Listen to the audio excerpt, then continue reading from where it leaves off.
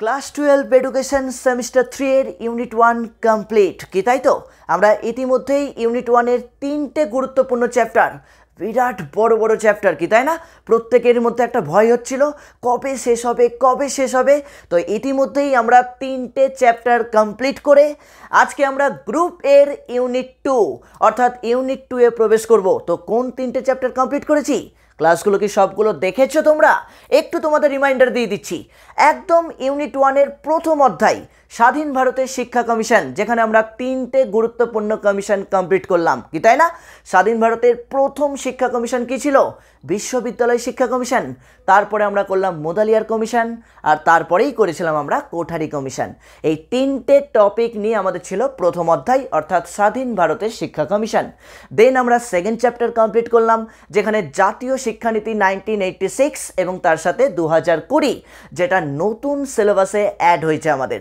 নতুন লঞ্চ করেছে তার সাথে সাথে এডুকেশনে অ্যাডও হয়ে গেছে তো সেটাও কিন্তু আমরা 3 থেকে 4টে ক্লাসে কমপ্লিট করেছি কি তাই তো সঙ্গে এমসিকিউ বিভিন্ন রকমের এমসিকিউ 8 টাইপসের যে 8টা টাইপ আমাদের বোর্ড বলে দিয়েছিল সেগুলোও কমপ্লিট করেছি দেন আমরা তৃতীয় অধ্যায় করলাম কি অনুন্নত শ্রেণীর শিক্ষায় সমস্যা তাহলে অনুন্নত শ্রেণী বলতে কারা নারী এসসি এসটি ওবিসি এবং আমাদের সিলেবাসে একটা নিউ অ্যাড হয়েছে সেটা হচ্ছে ইডব্লিউএস অর্থাৎ ইকোনমিক্যালি উইকার সেকশন তাহলে এই তিনটে চ্যাপ্টার কিন্তু আমরা ফুললি কমপ্লিট করেছি খুব ভালো করে কনসেপ্ট নিয়েছি বুঝেছি এমসিকিউগুলো রেডি করেছি শুধু তাই নয় আমি কিন্তু তোমাদের অলরেডি প্রত্যেকটা ব্যাচ ওয়াইজ অফলাইন অনলাইন উভয়ে প্রত্যেকটা ব্যাচ ওয়াইজ কিন্তু আমি 20 মার্কসের এমসিকিউ পরীক্ষাও নিয়েছি রাইট ঠিক বলছি আর তোমরা প্রত্যেকেই সেই পরীক্ষায় অংশগ্রহণ করেছো সেখানে আমি দেখিয়েও দিয়েছিলাম যে কি রকমের প্রশ্ন আসতে পারে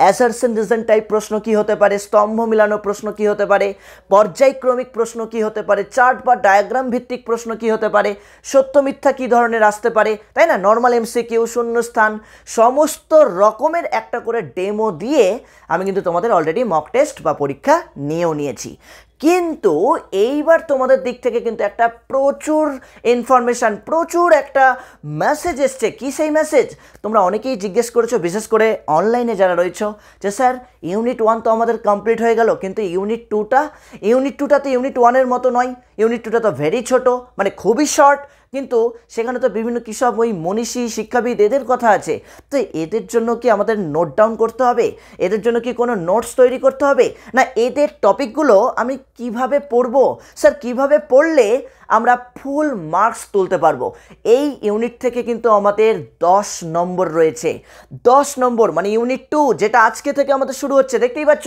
পার্ট 1 লিখে দিয়েছে অর্থাৎ আজকে আমাদের ইউনিট 2 এর প্রথম ক্লাস তাহলে প্রথম ক্লাসেই কিন্তু আমি তোমাদেরকে সুন্দর করে বুঝিয়ে দেব যে আমাদের এই ইউনিট 2 এখানে কিন্তু কোনো চ্যাপ্টার নেই মনে রাখবে ইউনিট 2 এ মাত্র আমাদের 5টা শিক্ষাবিদের কথা পড়তে হবে যার মধ্যে 3 জন ভারতীয় আর 2 জন হচ্ছে পাশ্চাত্য অর্থাৎ ভারতীয় নন যারা তো এই 5 জন শিক্ষাবিদের কথা আমরা কিভাবে পড়ব কোন অংশগুলোকে গুরুত্ব দিয়ে পড়ব কারণ টেক্সট বইয়ে তো অঢেল রয়েছে ওই নরনারায়ণ সেবার মতো তাই না মানে ঢালা খিচুড়ি যেমন খেতে দিয়ে দেয় যত পারো খাও ওই রাজুদার আনলিমিটেড তরকারির মতো তাই না রাজুদার আনলিমিটেড তরকারি এক প্লেটে 3টে পরোটা একটা আপেল পেঁয়াজ তাই তো এইভাবে আনলিমিটেড তরকারি তার মানে কি সেখানে আনলিমিটেড তরকারি দিচ্ছে আর আমাদের এই ইউনিটে আনলিমিটেড ইনফরমেশন দিয়ে দিচ্ছে তো ইনফরমেশন তো আমাদের লাগবেই কিন্তু আমাদের থার্ড সেমিস্টার তো বোর্ডের পরীক্ষা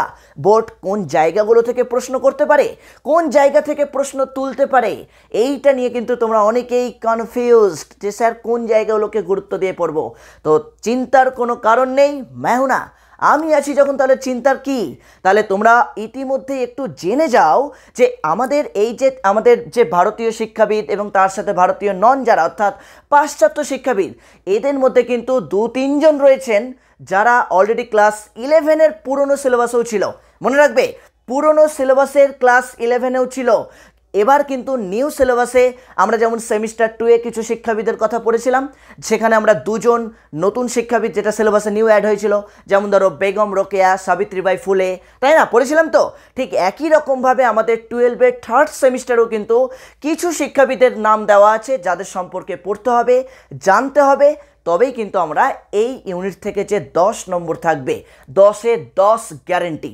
চোখ বন্ধ করে বলছি 10-এ 10 গ্যারেন্টি, অর্থাৎ এই ইউনিট থেকে যে তুমি 10 নম্বর পাবে। আমি এখানে লিখে দিচ্ছি এই ইউনিট থেকে টোটাল মার্কস কত থাকবে, মার্কস থাকবে হচ্ছে 10 নম্বর। তাহলে এই 10-এ 10 পেতে গেলে তোমাকে কি করতে হবে, তো ভালো করে একটু শুনে নাও, ভালো করে বুঝে নাও, কারণ আমি একটা চক আউট দেখিয়ে দেবো মানেই বাকি যে শিক্ষাবিদরা, বাকি যে মনি ঋষিরা রয়েছে এখানে প্রত্যেকেরটা একই টাইপসে পড়বো, একই ধরনের পড়বো। আমি জাস্ট আজকে একজনের দেখাবো, এই একজনেরটা যেভাবে দেখিয়ে দিচ্ছি ঠিক সেইভাবে তোমরা খাতায় নোট ডাউন করবে, ঠিক সেইভাবেই কিন্তু তোমরা টেক্সট বই থেকে বাকি যে শিক্ষাবিদগণ রয়েছে তাদের কথাগুলো একই পদ্ধতিতে, একই প্যাটার্নে, একই ছাঁচে পড়বে। মনে থাকবে কি বললাম? তো চলো সময় নষ্ট করছি না, শুরু করছি আজকে আমাদের ইউনিট 2 এর প্রথম ক্লাস। নমস্কার, আমি অভিষেক মৈত্র তোমাদের সাথে আজকে ক্লাস 12 সেমিস্টার 3 এর ইউনিট 2 এর প্রথম ক্লাস নিয়ে। আর অবশ্যই ক্লাসটি ভালো লাগলে কিন্তু লাইক করবে, কমেন্টস করে জানাবে কেমন লাগলো, অবশ্যই সেটা ক্লাস শেষে। আর অবশ্যই অবশ্যই অবশ্যই প্রত্যেকে কিন্তু আজকের এই ক্লাসটি তোমার প্রত্যেকটা বন্ধুবান্ধবীদের কাছে শেয়ার করে দিও, তারাও তাতে শিখতে পারে যে কি করে আমরা এই চ্যাপ্টারটাকে কমপ্লিট করব, কি করে অল্প একটু পড়ে আমরা দারুণ মার্কস পেতে পারি। এই চ্যাপ্টারেই কিন্তু সেই টেকনিকটা আমি তোমাদেরকে শিখিয়ে দেবো। আর যারা চ্যানেলে নিউ রয়েছো অবশ্যই চ্যানেলটিকে সাবস্ক্রাইব করে পাশে বেল আইকনটি প্রেস করে দিও, যাতে যখনই তোমাদের জন্য ফ্রি কোনো ক্লাস দেওয়া হবে সেই ক্লাসের সব থেকে আগে দেখার সুযোগ যাতে তুমি পাও। ওকে, আর যারা গ্রুপে অ্যাডমিশন নিতে চাইছো তো গ্রুপে অ্যাড হওয়ার জন্য বা আমাদের অনলাইন বা অফলাইন ক্লাস করার জন্য সরাসরি হোয়াটসঅ্যাপ করো এই নম্বরে। নম্বরটা দেখতেই পাচ্ছ 7063619127, 7063619127। নাম্বারটা অলরেডি স্ক্রিনেও দেখতে পাচ্ছ, স্ক্রিনের নিচের দিকে লেখাই রয়েছে জয়েন আওয়ার অনলাইন ক্লাসেস নিয়ে নাম্বারটা দেওয়া রয়েছে, অথবা ডেসক্রিপশন বক্সে অনেক ইনফরমেশান দেওয়া রয়েছে, সেই ইনফরমেশানগুলো দেখলেও তোমরা কিন্তু অনেকটা লাভবান হবে। কী কী সাবজেক্টের ক্লাস পাবে দেখো, এতগুলো সাবজেক্ট, টোটাল 9টা সাবজেক্ট এই মুহূর্তে আমাদের এখানে চলছে। প্রত্যেকটা সাবজেক্টের জন্য স্পেশালিস্ট টিচার্স রয়েছেন, যারা বা যেনারা তোমাদের জন্য রাত দিন পরিশ্রম করে তোমাদের জন্য হাই কোয়ালিটি ম্যাটেরিয়ালস বানাচ্ছেন, স্টাডি ম্যাটেরিয়ালস তৈরি করছেন, নোটস তৈরি করছেন এবং তোমাদের জন্য কিন্তু ক্লাসও দিচ্ছেন। রেকর্ডেড ক্লাস থেকে শুরু করে ডাউট ক্লিয়ারিং ক্লাস থেকে শুরু করে এভরিথিং, সমস্ত রকমের সুযোগ সুবিধা পাবে। আর মক টেস্ট তো প্রত্যেক মাসে আমরা নিচ্ছি, শুধু মাসে নয়, কোনো কোনো মাসে আবার দুটোও নেওয়া হয়ে যাচ্ছে, কি তাই না? চ্যাপ্টার শেষ হচ্ছে মক টেস্ট স্টার্ট, চ্যাপ্টার শেষ মক টেস্ট, এইভাবে। তো তুমিও যদি চাও একদম এই তৃতীয় সেমিস্টার এবং চতুর্থ সেমিস্টারের পরীক্ষায় ভালো রেজাল্ট করতে, অবশ্যই কিন্তু জয়েন হয়ে যাও আমাদের সাথে। তো চলো শুরু করছি আজকে আমাদের গ্রুপ এর ইউনিট 2, অর্থাৎ মহান শিক্ষাবিদগণ এবং শিক্ষায় তাদের অবদান। মহান শিক্ষাবিদগণ এবং শিক্ষায় তাদের অবদান, এই ইউনিট থেকে আমাদের কি কি পড়তে হবে? এই ইউনিট থেকে আমি বলেই দিলাম 5 জন শিক্ষাবিদের কথা পড়তে হবে। 5 জন, এই 5 জনের মধ্যে 3 জন হচ্ছেন ভারতীয় মানে প্রাচ্য শিক্ষাবিদ, আর 2 জন হচ্ছেন পাশ্চাত্য শিক্ষাবিদ অর্থাৎ ভারতীয় নন। নাম শুনেই বুঝতে পারবো, নামগুলো দেখো বোর্ডের মধ্যে আমি লিখেই দিয়েছি যে রবীন্দ্রনাথ ঠাকুর সম্পর্কে আমাদের পড়তে হবে, বিবেকানন্দ সম্পর্কে আমাদের পড়তে হবে এবং মহাত্মা গান্ধী অর্থাৎ গান্ধীজির সম্পর্কে আমাদেরকে পড়তে হবে। তাহলে রবীন্দ্রনাথ, বিবেকানন্দ, গান্ধীজি এই 3 জনেই কিন্তু ভারতীয় শিক্ষাবিদ, এই 3 জনেই প্রাচ্য শিক্ষাবিদ। তাহলে এদের সম্পর্কে পড়বো। তো কি পড়বো এদের সম্পর্কে সেটাও কিন্তু আমি আসছি আলোচনায়, এবং তার সাথে কিন্তু আমাদের আরও 2 জন পাশ্চাত্য শিক্ষাবিদের কথা পড়তে হবে। দেখতেই পাচ্ছ, এক হচ্ছে রুশো আর 2 হচ্ছে জন ডেভি। রুশো এবং জন ডেভি, দেখো আমি লিখেও দিয়েছি এই 2 জন কিন্তু পাশ্চাত্য শিক্ষাবিদ, এবং এই দিকে যে আমি লিখেছি রবীন্দ্রনাথ, বিবেকানন্দ, গান্ধীজি, এরা 3 জনেই হচ্ছেন প্রাচ্য বা ভারতীয় শিক্ষাবিদগণ। তো আমাদের প্রথম যে টপিকটা রয়েছে, কি টপিক দেখো, রবীন্দ্রনাথ রয়েছে তাই না? তো রবীন্দ্রনাথ সম্পর্কে আমরা কি পড়ব? এই যে রবীন্দ্রনাথ, বিবেকানন্দ, গান্ধীজি এরা বললাম প্রাচ্য শিক্ষাবিদ, আর এই রুশো আর জন ডেভি হচ্ছেন পাশ্চাত্য শিক্ষাবিদ। তো আমি পাশ্চাত্যতে এখন যাচ্ছি না, জাস্ট একটা একটা করে তোমাদেরকে বলার চেষ্টা করছি বা বোঝানোর চেষ্টা করছি, ভালো করে শুনবে। আর এই চ্যাপ্টার পড়তে গেলে কিন্তু টেক্সট বই লাগবেই, যে কোনো একটা রাইটারের টেক্সট বই, যে কোনো একটা রাইটারের টেক্সট বই কিনে অবশ্যই পড়বে। কোনো রেফারেন্স বইয়ের কথা বলছি না, আমি বলছি টেক্সট বই, কারণ টেক্সট বই না থাকলে কিন্তু এই চ্যাপ্টারটা পড়তে তোমার অসুবিধাই হবে। আর শুধু ওই হাতের গোনা কয়েকটা এমসিকিউ পড়ে নিলে কিন্তু তুমি 10-এ 10 পাবে না, আগেই বলে দিলাম। হাতে গোনা কয়েকটা এমসিকিউ পড়লে তুমি 10-এ 10 পাবে না। 10-এ 10 পেতে গেলে তোমাকে যে জায়গাগুলো আমি আজকে আইডেন্টিফাই করে দেবো, যে একটা চক আউট দিয়ে দেবো, একটা স্কেচ রেডি করে দেবো, সেই স্কেচ অনুযায়ী বা সেই চক আউট অনুযায়ী পড়তে পারো, তাহলেই কিন্তু তুমি 10-এ 10, তাহলেই 10-এ 10 চোখ বন্ধ করে পাবে। ওকে, তো দেখো কি বললাম, তাহলে ভারতীয় বা প্রাচ্য শিক্ষাবিদদের মধ্যে যে 3 জন রয়েছেন, শুধু 3 জন নয়, তার সাথে পাশ্চাত্য 2 জন। তাহলে আমি জাস্ট একটা ডেমো দেখাচ্ছি তোমাদেরকে। ধরো রবীন্দ্রনাথ, তাহলে আমি রবীন্দ্রনাথ লিখে দিয়েছি। তা রবীন্দ্রনাথ থেকে তুমি যা যা পড়বে একই রকমভাবে তুমি বিবেকানন্দ থেকেও পড়বে, একই রকমভাবে তুমি গান্ধীজি থেকেও পড়বে, একই রকমভাবে তুমি রুশো থেকেও পড়বে, একই রকমভাবে তুমি জন ডেভি থেকেও পড়বে। তাহলে আমি জাস্ট ছকটা দেখিয়ে দিচ্ছি কীভাবে পড়বো। প্রথমেই আমাদের জানতে হবে রবীন্দ্রনাথের জন্ম এবং মৃত্যু। তাহলে জন্ম কবে?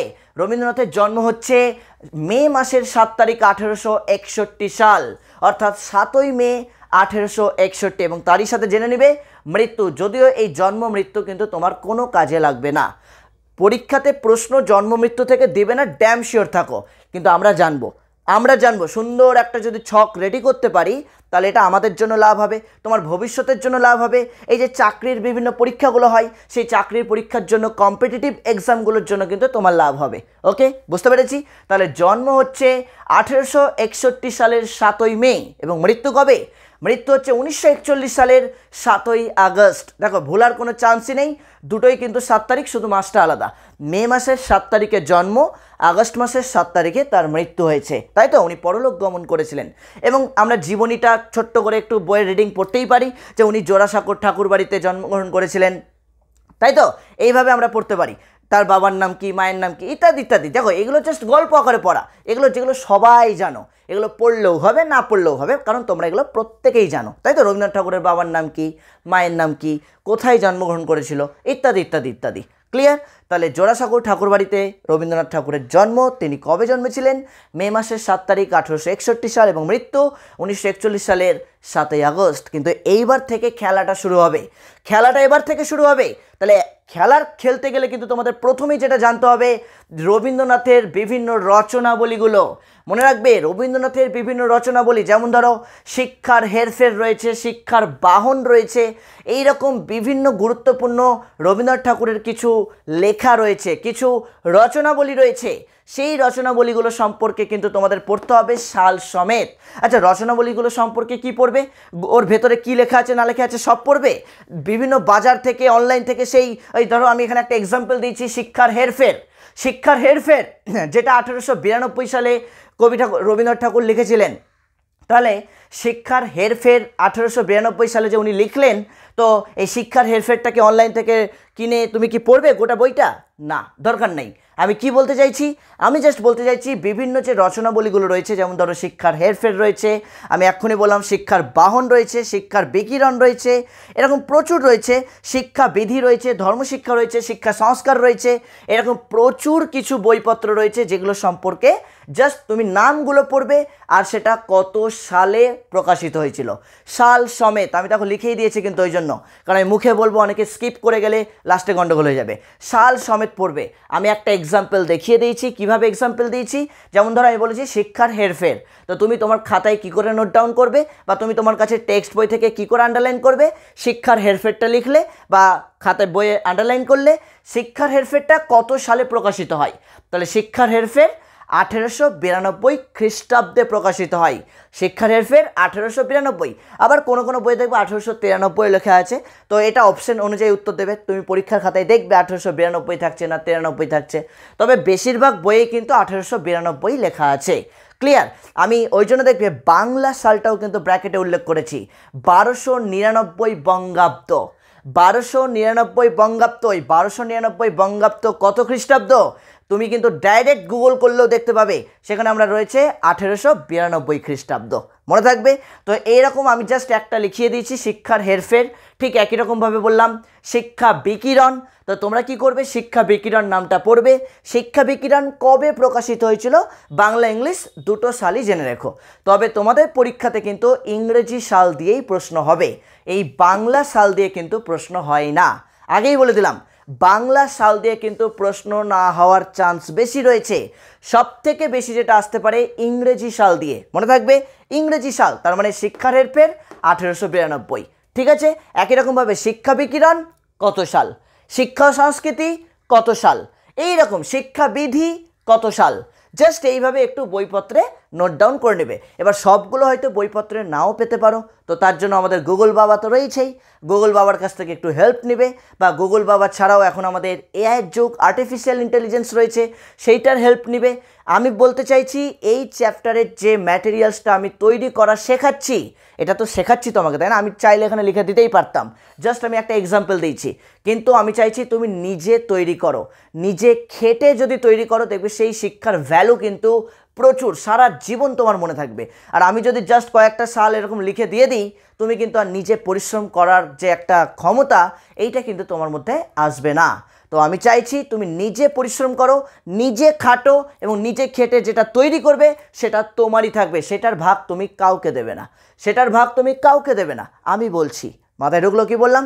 তাহলে প্রথমেই শিক্ষার রচনাবলী, অর্থাৎ রবীন্দ্রনাথ ঠাকুরের যে সমস্ত শিক্ষা সংক্রান্ত গ্রন্থগুলো রয়েছে, রচনাবলী রয়েছে, সেই রচনাবলীগুলো সম্পর্কে একটু নামগুলো ভালো করে লিস্টেড করে দিবে। তো তার মধ্যে কয়েকটা নাম আমি বলে দিলাম যে নামগুলো খুবই গুরুত্বপূর্ণ।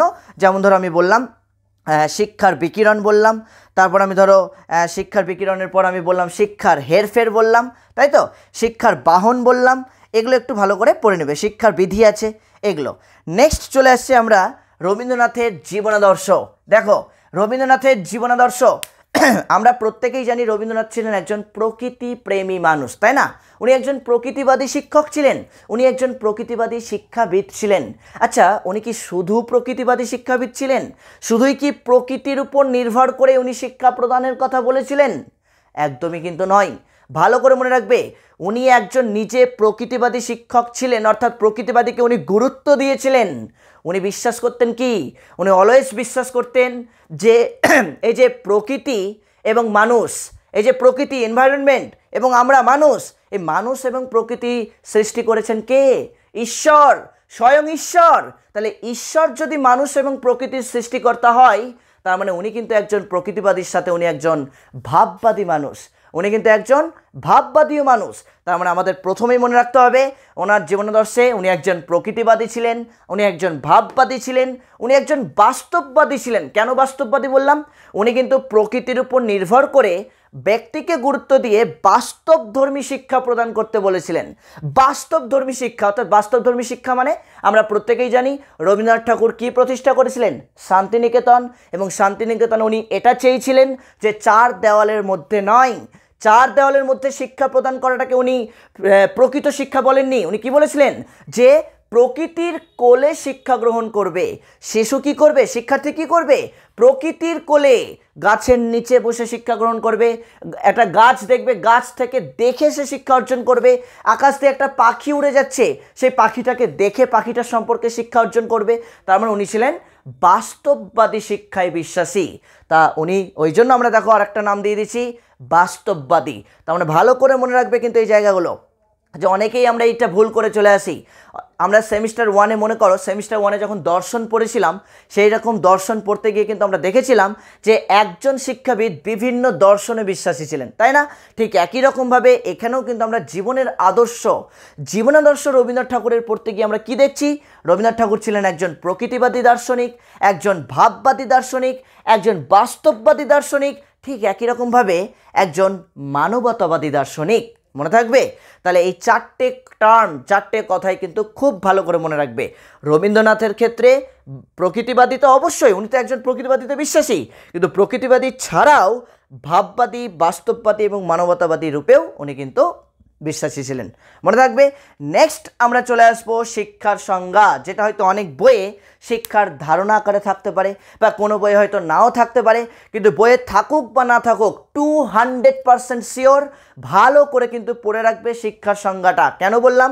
কারণ পরীক্ষাতে কিন্তু শিক্ষার সংজ্ঞা রিলেটেড কোয়েশ্চেন আসতেই পারে, বিভিন্ন উক্তি রিলেটেড কোয়েশ্চেন আসতেই পারে রবীন্দ্রনাথ ঠাকুরের থেকে। যেমন ধরো একটা কথা বললাম, তোমরা টেক্সট বইটা পড়তে গেলে দেখতে পাবে যে মাতৃভাষায় মাতৃদুগ্ধ, এই যে মাতৃভাষাই মাতৃদুগ্ধ আমরা যখন পড়বো, এই যে শিক্ষাক্ষেত্রে অবদানটা যখন পড়বো, তো শিক্ষাক্ষেত্রে অবদান পড়তে গিয়ে আমরা দেখব যে উনি ভাষা প্রসঙ্গে বলেছেন মাতৃভাষার উপর গুরুত্ব প্রদান করতে।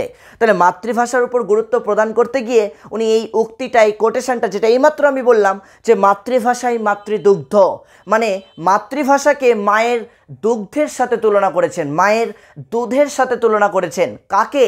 মাতৃভাষাকে তুলনা করেছেন। তাহলে মাতৃভাষাকেই মাতৃদুগ্ধ বলে কে উল্লেখ করেছেন?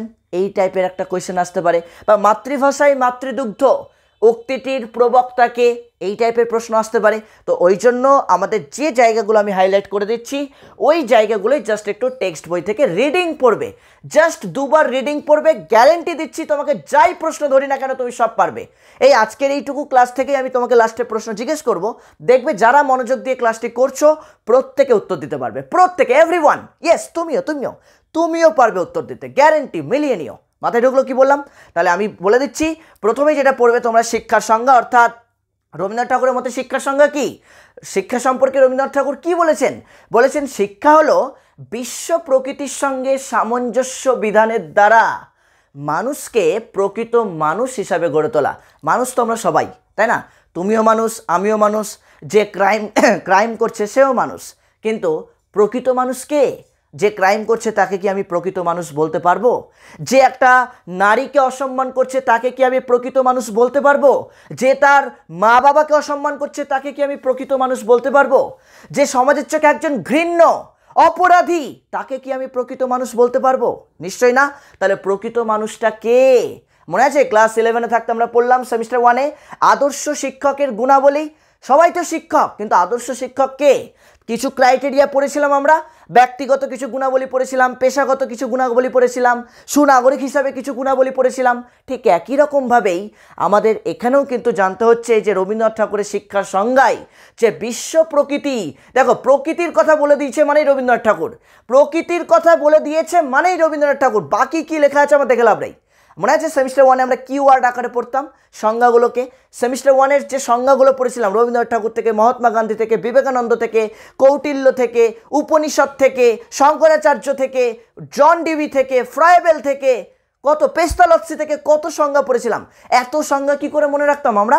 থোড়াই কি সম্পূর্ণ সংজ্ঞাটা মনে রাখতাম? সম্পূর্ণ সংজ্ঞা কিন্তু আমরা মনে রাখতাম না। আমরা কি মনে রাখতাম? কিওয়ার্ড। যেমন ধরো এই যে আমি যে লাইনটা বলছি, বিশ্ব প্রকৃতির সঙ্গে সামঞ্জস্য বিধানের দ্বারা, সামঞ্জস্য বিধান মানে মানিয়ে নেওয়া, তাহলে বিশ্ব প্রকৃতির সঙ্গে সামঞ্জস্য বিধানের দ্বারা একজন মানুষকে প্রকৃত মানুষ হিসাবে গড়ে তোলা। এটা আমি পড়েছি বলে আমার হয়তো মনে আছে বা আমার মুখস্থ আছে, কিন্তু তুমি যদি না পড়ে থাকো তোমাকে মুখস্থ করতে হবে।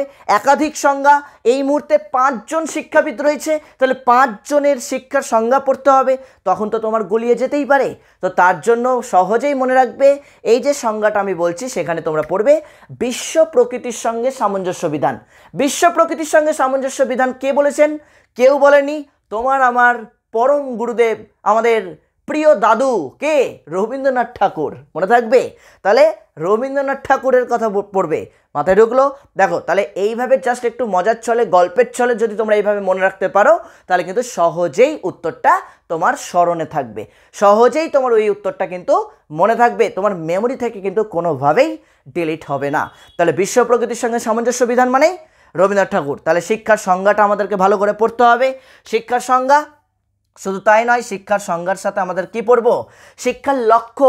টেক্সট বইয়ে দেখবে শিক্ষার লক্ষ্য কিন্তু অনেকগুলো দেওয়া আছে, যেমন দৈহিক বিকাশ থেকে শুরু করে, মানসিক বিকাশ থেকে শুরু করে, ব্যক্তিত্বের পরিপূর্ণ বিকাশ থেকে শুরু করে, ধর্মীয় বিকাশ, সামাজিক বিকাশ, বৈজ্ঞানিক দৃষ্টিভঙ্গি জাগ্রত করা, সুপ্ত সম্ভাবনার বিকাশ, ইত্যাদি ইত্যাদি ইত্যাদি। মাথায় ঢুকলো? দৈহিক বিকাশ থেকে শুরু করে, এই যে দেখো আমি একটু যদি তোমাদের ছোট্ট করে বলি, যেমন রবীন্দ্রনাথ ঠাকুর কি বলেছেন যে শিক্ষার্থীর দৈহিক বিকাশ সাধন করতে হবে কিসের মধ্য দিয়ে? বিভিন্ন খেলাধুলার মধ্য দিয়ে। যেমন ধরো খেলাধুলার কথা বলেছেন উনি, সাঁতার কাটার কথা বলেছেন। তাহলে এগুলোর মধ্য দিয়ে শিক্ষার্থীর দৈহিক বিকাশ সম্পন্ন হবে। তার মানে দেখো বাস্তব ভিত্তিক শিক্ষাদান করতে বলেছিলেন, বাস্তব ভিত্তিক, ওই জন্য আমরা নাম দিয়েছিলাম বাস্তববাদীও তিনি, তাই তো? জীবনাদর্শ পড়তে গিয়ে কী বললাম? উনি একজন বাস্তববাদী ব্যক্তি ছিলেন, শিক্ষাবিদ ছিলেন। তাহলে শিক্ষার লক্ষ্য প্রসঙ্গে এই বিষয়গুলো পড়বো, আন্তর্জাতিক বোঝাপড়া থেকে শুরু করে তোমার দৈহিক বিকাশ থেকে শুরু করে, সামাজিক বিকাশ থেকে শুরু করে, ধর্মীয় বিকাশ থেকে শুরু করে ইত্যাদি, ব্যক্তিত্বের পরিপূর্ণ বিকাশ থেকে শুরু করে ইত্যাদি। মনে থাকবে তাহলে ধর্মীয় ভাবকে জাগ্রত করা, যাতে জীবনকে সুন্দর করে গড়ে তুলতে পারে। কারণ একটা শিক্ষার্থীর জীবনকে যদি সুন্দর করে গড়ে তুলতে হয় তাহলে অবশ্যই তাকে কিন্তু ধর্মীয় শিক্ষা প্রদান করতে হবে। আর এখানে ধর্মীয় শিক্ষা মানে কিন্তু তোমরা ভেবো না যে কোনো জাতপাত নিয়ে শিক্ষা, ওটা না, কিন্তু হিউম্যানিটি, মানবতা। এই যে মানবতাবাদী বললাম, যে মানবতাবাদী, তাহলে মানবতার শিক্ষা প্রদান করতে চেয়েছিলেন। মানবতার শিক্ষাটাই হচ্ছে রবীন্দ্রনাথ ঠাকুরের কাছে ধর্মীয় শিক্ষা। মনে থাকলো? তাহলে এইভাবে আমরা শিক্ষার লক্ষ্য পড়ব। শুধু তাই নয়, আমরা তারপরে চলে আসবো পাঠ্যক্রম সম্পর্কে। মনে রাখবে, পাঠ্যক্রম বলতে গিয়ে কিন্তু উনি কী বলেছিলেন? কর্মকেন্দ্রিক এবং বাস্তব জীবনের অভিজ্ঞতা ভিত্তিক পাঠ্যক্রম নির্মাণ করতে হবে। দেখো, কর্মকেন্দ্রিক এবং বাস্তব জীবনের অভিজ্ঞতা ভিত্তিক, দুটো মাত্র শব্দ, এই দুটো টার্ম প্রত্যেকে খাতায় লিখে রাখো। প্রত্যেকে রবীন্দ্রনাথ ঠাকুর পাঠ্যক্রম সম্পর্কে কি বলেছেন? রবীন্দ্রনাথ ঠাকুর পাঠ্যক্রম সম্পর্কে বলেছেন যে কর্মকেন্দ্রিক পাঠ্যক্রম হবে। পাঠ্যক্রম কেমন হবে? বইপত্র কেমন হবে? সিলেবাসটা কী হবে? কর্মকেন্দ্রিক, অর্থাৎ শিক্ষার্থী যাতে হাতে কলমে শিখে অর্জন করতে পারে, শিক্ষাটাকে অর্জন করতে পারে। তার মানে কর্মকেন্দ্রিক পাঠ্যক্রমের উপরে উনি গুরুত্ব দিয়েছেন। এবং তার সাথে উনি আরেকটা কথা কি বলেছেন? বাস্তব অভিজ্ঞতা ভিত্তিক শিক্ষাদান। বাস্তব অভিজ্ঞতা ভিত্তিক, অর্থাৎ যেমন তুমি কর্মকে গুরুত্ব দিয়ে একটা পাঠ্যক্রম রচনা করবে, ঠিক তেমনই সেই পাঠ্যক্রমে যেন বাস্তব বিষয়ভিত্তিক শিক্ষা প্রদান করা হয়, যেখানে কাল্পনিক কোনো কিছুকে যেন গুরুত্ব না দেওয়া হয়, বাস্তব বিষয়টাকে গুরুত্ব দিয়ে যাতে পাঠ্যক্রমটা তৈরি করা হয়, পাঠ্যক্রমটাকে রচনা করা হয়, তার উপর উনি গুরুত্ব দিতে বলেছেন। আর তার জন্যই কিন্তু উনি পাঠ্যক্রমে বিভিন্ন বিষয় যুক্ত করতে বলেছেন, যেমন ধরো সাহিত্য, দর্শন, বিজ্ঞান, শিল্পকলা ইত্যাদি। তারপর সহপাঠক্রমিক কার্যাবলীর মধ্যে হচ্ছে খেলাধুলা, অঙ্কন, নাচ, গান ইত্যাদি। মনে থাকবে, মানে উনি নিজেও গান লিখে গেছেন, উনি নিজেও প্রচুর কবিতা লিখেছেন ইত্যাদি ইত্যাদি ইত্যাদি। তাহলে পাঠ্যক্রমটা কিন্তু এটা মনে রাখবে, কর্মকেন্দ্রিক এবং বাস্তব অভিজ্ঞতা ভিত্তিক। কারণ পরীক্ষাটা দিতেই পারে যে বাস্তব অভিজ্ঞতা ভিত্তিক, বা তোমাকে এইভাবে ঘুরিয়ে দিল রবীন্দ্রনাথ ঠাকুরের মতে পাঠ্যক্রম হবে ড্যাশ, এবার অপশন দিয়ে দিল যে কর্মকেন্দ্রিক, বি বাস্তব অভিজ্ঞতা ভিত্তিক, সি এ ও বি দুটোই ঠিক, ডি কোনোটি নয়, এরকম দিয়ে দিল। তাহলে নিশ্চয়ই option C is the right answer, যে এ ও বি দুটোই ঠিক। বা তোমাকে বিভিন্ন আরও কিছু দিয়ে দিল, আরও কিছু অ্যাড করে দিল, ওখান থেকে আইডেন্টিফাই করতে হবে যে কোনটা রবীন্দ্রনাথ ঠাকুরের মতে শিক্ষার পাঠ্যক্রম। মাথায় ঢুকলো কি বললাম? দেন পাঠ্যক্রমের পর চলে আসবো আমরা শিক্ষণ পদ্ধতি। দেখো, শিক্ষণ পদ্ধতিও কিন্তু আমরা একটা অলরেডি পেয়ে গেলাম, কর্মকেন্দ্রিক এইমাত্র বললাম, তাই না? কর্মকেন্দ্রিক পাঠ্যক্রম যদি তৈরি হয় তাহলে শিক্ষণ পদ্ধতির ক্ষেত্রেও কিন্তু উনি কর্মকেন্দ্রিকতাকে সব থেকে বেশি গুরুত্ব দিয়েছেন। শিক্ষণ পদ্ধতির ক্ষেত্রেও রবীন্দ্রনাথ ঠাকুর কর্মকেন্দ্রিকতাকে সব থেকে বেশি গুরুত্ব দিয়েছেন। তার মানে শিক্ষণ পদ্ধতি কেমন হবে? কর্মকেন্দ্রিক শিক্ষণ পদ্ধতি হবে বা কর্মভিত্তিক শিক্ষণ পদ্ধতি হবে। আর কি বলেছেন? আবিষ্কারমূলক শিক্ষণ পদ্ধতি হবে। তাহলে এই যে কর্মকেন্দ্রিক শিক্ষণ পদ্ধতি, আবিষ্কার কেন্দ্রিক শিক্ষণ পদ্ধতি, এই জায়গাগুলো একটু জাস্ট মনে রাখতে হবে। মনে থাকবে কর্মকেন্দ্রিক, আবিষ্কারমূলক, তারপর অভিজ্ঞতা কেন্দ্রিক, জাস্ট এই জায়গাগুলো। তারপর প্রশ্নোত্তর পদ্ধতি, ভ্রমণের মাধ্যমে শিক্ষাদান, আলোচনা পদ্ধতি, প্রত্যেকটাই টেক্সট বইয়ে কিন্তু আছে, প্রত্যেকটাই টেক্সট বইয়ে আছে। নেক্সট আমরা পড়বো হচ্ছে শৃঙ্খলা, অর্থাৎ ডিসিপ্লিন। ডিসিপ্লিনটা কি? ডিসিপ্লিন মানে আমরা প্রত্যেকেই জানি শৃঙ্খলা, তাই তো? তাহলে কি শৃঙ্খলা বলতে মনে রাখবে সশৃঙ্খলার উপর গুরুত্ব দিয়েছেন। এই যে শৃঙ্খলা, শৃঙ্খলা, সশৃঙ্খলার উপর গুরুত্ব দিয়েছেন। ব্রহ্মচর্য পালনের কথা বলেছেন উনি। ব্রহ্মচর্য পালনের মধ্য দিয়ে শিক্ষার্থীরা শিখতে পারবে, তাদের মধ্যে ডিসিপ্লিনটা গ্রো করবে, সে শৃঙ্খলা পরায়ণ হয়ে উঠবে ইত্যাদি ইত্যাদি কথা বলেছে। জাস্ট টেক্সট বইটা জাস্ট 1 থেকে 2 বার রিডিং পড়বে, 2 বার মনোযোগ দিয়ে রিডিং পড়বে, দেখবে এই জায়গাগুলো একদম পুরো ক্লিয়ার হয়ে গেছে, কোনো সমস্যা থাকছে না। কারণ আমাদের ছোট ছোট কয়েকটা শব্দ দরকার, এই যে আমি যেভাবে বলছি সেই জায়গাগুলোই জাস্ট দরকার, আমাদের বেশি অত ডিটেলস দরকার নেই। মনে থাকবে, কারণ এটা তো আমাদের ব্রড নয় যে আমাদেরকে ডিটেলস জেনে ভালো করে লিখতে হবে। জাস্ট তোমার কনসেপ্টটাকে ক্লিয়ার করতে হবে, কনসেপ্ট। কেন কনসেপ্ট ক্লিয়ার না করলে কিন্তু আমি লাস্টের দিকে যখন তোমাদের কিছু এমসিকিউ জিজ্ঞেস করব তখন কিন্তু তুমি পারবে না, তাই না? কনসেপ্ট ক্লিয়ার হলেই দেখবে মেমোরি বেসড কোয়েশ্চেনগুলোও তোমার মনে থাকছে, কোনটা কার লেখা, কবে প্রতিষ্ঠিত হয়, কবে প্রকাশিত হয় ইত্যাদি ইত্যাদি ইত্যাদি। ক্লিয়ার? দেন চলে আসছি হচ্ছে আমরা শিক্ষাক্ষেত্রে অবদান, দ্য মোস্ট ভাইটাল ইম্পর্টেন্ট জায়গা, শিক্ষাক্ষেত্রে অবদান। এই শিক্ষাক্ষেত্রে অবদানটা কিন্তু খুব ভালো করে পড়বে।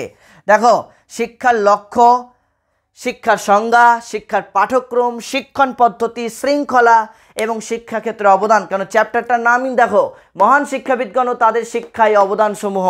এই যে শিক্ষায় অবদানের কথা পড়ছে, তার মানে চ্যাপ্টারের নামই অবদান, তো আমাদের তো শিক্ষাক্ষেত্রে অবদান পড়তেই হবে। তো শিক্ষাক্ষেত্রে অবদান প্রসঙ্গেও ছোট ছোট করে তোমরা পড়বে। যেমন ধরো মাতৃভাষার মাধ্যমে শিক্ষাদানের কথা উনি উল্লেখ করেছেন, মানে শিক্ষা প্রদান যে হবে, শিশুরা যে শিক্ষা গ্রহণ করবে সেটা কিসের মধ্য দিয়ে?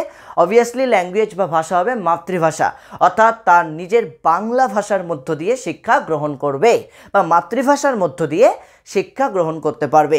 2 নম্বরে উনি শিক্ষার অবদান প্রসঙ্গে, মানে শিক্ষাক্ষেত্রে তার অবদান বলতে গিয়ে আমরা বলতে পারি যে উনি প্রকৃতির কোলে শিক্ষাদানে বিশ্বাসী ছিলেন। আমি একটু আগে বললাম প্রকৃতির কোলে শিক্ষাদানে বিশ্বাসী থাকার জন্য, প্রকৃতির মধ্যে উনি শিক্ষা অর্জনে বিশ্বাসী থাকার জন্য উনি শান্তিনিকেতন প্রতিষ্ঠা করেছিলেন, তাই না? শান্তিনিকেতন প্রতিষ্ঠা করেছিলেন। শুধু শান্তিনিকেতন নয়, সেখানে কিন্তু ছেলেমেয়েদেরকে প্রকৃতির কোলে শিক্ষা প্রদানের ব্যবস্থা করেছিলেন, যাতে তারা বাস্তব অভিজ্ঞতার মধ্য দিয়ে, বাস্তব দৃষ্টির মধ্য দিয়ে তারা যেন শিক্ষাটাকে অর্জন করতে পারে, তাই না? এখনও যদি তোমরা কেউ শান্তিনিকেতন ঘুরতে যাও, তোমরা কিন্তু দেখতে পাবে এখনও গাছের নিচে কিন্তু ছেলেমেয়েদেরকে শিক্ষা প্রদান করা হয়। কেন? এই রবীন্দ্রনাথ ঠাকুরের চিন্তাভাবনাটাকে বাঁচিয়ে রাখার জন্য, রবীন্দ্রনাথ ঠাকুরের যে জীবনাদর্শ, এই জীবনদর্শটাকে বাঁচিয়ে রাখার জন্য এখনও তোমরা গেলে লক্ষ্য করবে যে গাছতলায়, বট গাছের নিচে বা পাকুড় গাছের নিচে ছেলেমেয়েদেরকে বসিয়ে শিক্ষা প্রদান করা হচ্ছে। মনে থাকলো কি বললাম? এবং এই যে শিক্ষা প্রদান করা হচ্ছে, প্রত্যেকটার জন্য আলাদা আলাদা ভবন রয়েছে, সেগুলো আমি আসছি তোমাদের। তাহলে এই রকমভাবে তোমরা যা শিক্ষাক্ষেত্রে অবদানগুলো পড়বে। শিক্ষক প্রসঙ্গে রবীন্দ্রনাথ ঠাকুর কী বলেছেন সেটা পড়বে। যেমন শিক্ষক হবেন প্রচণ্ড সহানুভূতিশীল, তাই না? শিক্ষক প্রসঙ্গে উনি কী বলেছেন? শিক্ষা প্রসঙ্গে উনি বলেছেন শিক্ষক হবেন সহানুভূতিশীল, ধৈর্যপরায়ণ। কারণ একটা শিক্ষককে বন্ধুত্বপূর্ণ একটা পরিবেশ গড়ে তুলতে হবে শিক্ষা প্রদানের জন্য। কারণ শিক্ষা প্রদানের জন্য যদি শিক্ষক বন্ধুত্বপূর্ণ পরিবেশ গড়ে তুলতে না পারে, তাহলে শিক্ষার্থীর মধ্যে যে প্রতিভাটা, যেটা সুপ্ত অবস্থায় রয়েছে, সেই সুপ্ত প্রতিভাটা কিন্তু কখনোই বিকশিত হবে না, তাই না? আজকে আমি শিক্ষক, তুমি আমার কাছে স্টুডেন্ট, তাই তো? তুমি আমার কাছে ছাত্র বা ছাত্রী। তাহলে আমি যদি তোমার সাথে একটা বন্ধুত্বপূর্ণ পরিবেশ গড়ে তুলতে না পারি শিক্ষা প্রদানের ক্ষেত্রে বা শিক্ষা আদান প্রদানের ক্ষেত্রে, একটা বন্ধুত্বপূর্ণ পরিবেশ যদি গড়ে তুলতে না পারি, তুমি তোমার মনে জমে থাকা যে কোয়েশ্চেনগুলো, তোমার মনে জমে থাকা যে প্রশ্নগুলো, শিক্ষা সংক্রান্ত যে প্রশ্নগুলো রয়েছে, তাহলে কিন্তু কোনোদিনও তোমার মধ্যে সেটা ক্লিয়ার হবে না। আর ক্লিয়ার না হলে তুমি আমাকে বলবে না, তাই না? তুমি আমাকে পছন্দ করবে না, রাইট? আমি যদি তোমাকে সারাক্ষণ বকাঝকা করি, সারাক্ষণ তোমাকে গালিগালাজ করতে থাকি, সারাক্ষণ অপমান করতে থাকি, তুমি কি আমাকে আর তোমার মধ্যে যে প্রশ্নগুলো জন্মাচ্ছে, তুমি যে জায়গাগুলো বুঝতে পারছো না, তুমি কি আমাকে জিজ্ঞেস করবে? কোনোদিনও করবে না, তাই না? তো রবীন্দ্রনাথ ঠাকুর কিন্তু এর বিরোধিতা করেছেন। রবীন্দ্রনাথ ঠাকুর কী বলেছেন? বলছেন শিক্ষক হবেন বন্ধুত্বপূর্ণ। তাহলে তার বন্ধুত্বপূর্ণ পরিবেশ রচনার মধ্য দিয়ে শিক্ষক শিক্ষার্থীদেরকে তার শিক্ষা প্রদান করবেন। অর্থাৎ শিক্ষক শিক্ষার্থীর মধ্যে যে আদান প্রদানের সম্পর্কটা শিক্ষার, সেটা হবে বন্ধুত্বপূর্ণ পরিবেশের মধ্য দিয়ে। এবং শিক্ষক হবেন সহানুভূতিশীল, শিক্ষকের মধ্যে দয়া, মায়া, মমতা, এই গুণগুলো, এই বৈশিষ্ট্যগুলো থাকতে হবে। তো শিক্ষক প্রসঙ্গে এগুলো বলেছে। দেন নারী শিক্ষা সম্পর্কে তার অবদান রয়েছে। নারী শিক্ষা সম্পর্কে তোমরা পড়বে যে স্ত্রী শিক্ষা সম্পর্কে উনি কিন্তু একটা রচনাও করে গেছেন। স্ত্রী শিক্ষা সম্পর্কে ওনার একটা রচনা বা একটা বইও রয়েছে, তাই না? তার মানে কি নারী শিক্ষার উপর গুরুত্ব দিয়ে উনি এই স্ত্রী শিক্ষা নামক বইটি প্রকাশ করেছিলেন, এটাও আমরা পড়ব। তো নারী শিক্ষাও পড়ব, তার সাথে আমরা ধর্মশিক্ষার কথা পড়ব, ইত্যাদি ইত্যাদি। তারপর গণশিক্ষার উপর গুরুত্ব আরোপ করেছিলেন, এটা মনে রাখবে, গণশিক্ষার উপর গুরুত্ব আরোপ করেছিলেন। শিক্ষক শিক্ষার্থীর সম্পর্ক নিয়েও কথা বলেছেন, ইত্যাদি। পল্লী জীবনে উন্নয়ন করার চেষ্টা করেছেন। নানান কিছু আমরা শিক্ষাক্ষেত্রে অবদান পড়ব বা শিক্ষাক্ষেত্রে তার ভূমিকাটা পড়ব। এই ভূমিকা বা অবদান পড়লেই কিন্তু তোমার পুরো ক্রিস্টাল ক্লিয়ার হয়ে যাবে যে শিক্ষাক্ষেত্রে রবীন্দ্রনাথ ঠাকুরের কী কী অবদান ছিল। তাহলে প্রত্যেকটা পার্ট ধরে ধরে আলোচনা করবে, প্রত্যেকটা পার্ট ধরে ধরে। এবার তোমরা কোনো বইয়ে দেখবে শিক্ষাক্ষেত্রে অবদান আলোচনা করতে গিয়েই কিছু গুরুত্বপূর্ণ টার্ম রয়েছে। যেমন ধরো আমি লিখে দিয়েছি অতিরিক্ত বিষয়। অতিরিক্ত বিষয় বলতে গিয়ে তোমরা দেখবে কিছু গুরুত্বপূর্ণ টার্ম, যেমন শ্রেণীনিকেতন, যেমন তোমরা পড়বে শান্তিনিকেতন, যেমন তোমরা পড়বে শিক্ষা সত্র, দন্তেশ্ব তয়রফলা, শিক্ষা সত্র। তার সাথে পড়বে বিশ্বভারতী। এই যে কিছু ছোট ছোট টার্ম, বিশ্বভারতী, শ্রীনিকেতন, শান্তিনিকেতন, শিক্ষা সত্র, এই টার্মগুলোর সাথে যুক্ত কোন শিক্ষাবিদ? এই 5 জনের মধ্যে এই টার্মগুলোর সাথে যুক্ত হচ্ছেন আমাদের প্রিয় কবি রবীন্দ্রনাথ ঠাকুর। তাহলে রবীন্দ্রনাথ ঠাকুর নিজে একজন শিক্ষাবিদ এবং উনি কিন্তু দেখো একটা ছাপ রেখে যাচ্ছেন। কোথায়, কিসে? দেখো উনি নানান প্রতিষ্ঠান স্থাপনের মধ্য দিয়ে ওনার চিন্তাভাবনাটাকে ফলপ্রসূ করার চেষ্টা করেছিলেন। তো উনি কী কী প্রতিষ্ঠান স্থাপন করেছিলেন? দেখো আমি প্রথমেই বললাম শ্রীনিকেতন, শান্তিনিকেতন, শিক্ষাসত্র, তার সাথে বিশ্বভারতী। এই জায়গাগুলো সম্পর্কে একটু জানতে হবে। এবার প্রশ্ন, স্যার কী পড়বো তাহলে? বিশ্বভারতী থেকে কি পড়বো, শ্রীনিকেতন থেকে বা শান্তিনিকেতন থেকে বা শিক্ষাসত্র থেকেই বা কী পড়বো? তোমরা ভালো করে একটু আমার বাম দিকটাতে লক্ষ্য করো, অর্থাৎ তোমার ডান দিকে আমি কিছু গুরুত্বপূর্ণ সাল এবং কিছু দু একটা কথা লিখে দিয়েছি। যেমন ধরো শান্তিনিকেতন কে কবে প্রতিষ্ঠা করেন সেটা আমরা প্রত্যেকেই জানি, রবীন্দ্রনাথ ঠাকুর। কবে প্রতিষ্ঠা করেন? দেখো 1901 খ্রিস্টাব্দে। মাথায় ঢুকলো? শান্তিনিকেতন কে কবে প্রতিষ্ঠা করেন? তাহলে শান্তিনিকেতন 1901 খ্রিস্টাব্দে রবীন্দ্রনাথ ঠাকুর প্রতিষ্ঠা করেন। একই রকমভাবে শ্রীনিকেতন কে প্রতিষ্ঠা করেন? শ্রীনিকেতন রবীন্দ্রনাথ ঠাকুর প্রতিষ্ঠা করেন। কবে করেন? শ্রীনিকেতন হচ্ছে 1922 খ্রিস্টাব্দে করেন। মনে রাখবে, শ্রীনিকেতন 1922 খ্রিস্টাব্দে সুরুল গ্রামে উনি প্রতিষ্ঠা করেছিলেন। এটা মনে রাখবে। শ্রীনিকেতন 1922 খ্রিস্টাব্দে রবীন্দ্রনাথ ঠাকুর সুরুল গ্রামে প্রতিষ্ঠা করেছিলেন। এইটা প্রত্যেকে মনে রাখবে। দেন চলে আসবো আমরা শিক্ষাসত্র কে কবে প্রতিষ্ঠা করেন? শিক্ষাসত্র রবীন্দ্রনাথ ঠাকুর 1924 সালে প্রতিষ্ঠা করেন। শিক্ষাসত্র 1924 সালে। আচ্ছা, শিক্ষাসত্রটা কি? মনে রাখবে, এটা একটা গ্রামীণ শিক্ষা প্রতিষ্ঠান। কি বললাম? শিক্ষাসত্রটা কি? শিক্ষাসত্র হচ্ছে গ্রামীণ শিক্ষা প্রতিষ্ঠান, তাই তো? গ্রামীণ শিক্ষা প্রতিষ্ঠান হচ্ছে শিক্ষাসত্র। দেন লাস্ট তোমরা একটা পড়বে, সেটা হচ্ছে বিশ্বভারতী 1921 সালে 1921 সালে রবীন্দ্রনাথ ঠাকুর বিশ্বভারতী প্রতিষ্ঠা করেছিলেন এবং এই বিশ্বভারতী কেন্দ্রীয় বিশ্ববিদ্যালয় হিসাবে একটা স্বীকৃতি পেয়েছিল বা কেন্দ্রীয় বিশ্ববিদ্যালয় হিসাবে মর্যাদা পেয়েছিল 1951 খ্রিস্টাব্দে। Point to be noted. এই জায়গাটা কিন্তু দিতে পারে তোমাদের, যে রবীন্দ্রনাথ ঠাকুর প্রতিষ্ঠিত বিশ্বভারতী কবে বা কত সালে কেন্দ্রীয় বিশ্ববিদ্যালয়ের স্বীকৃতি পায়?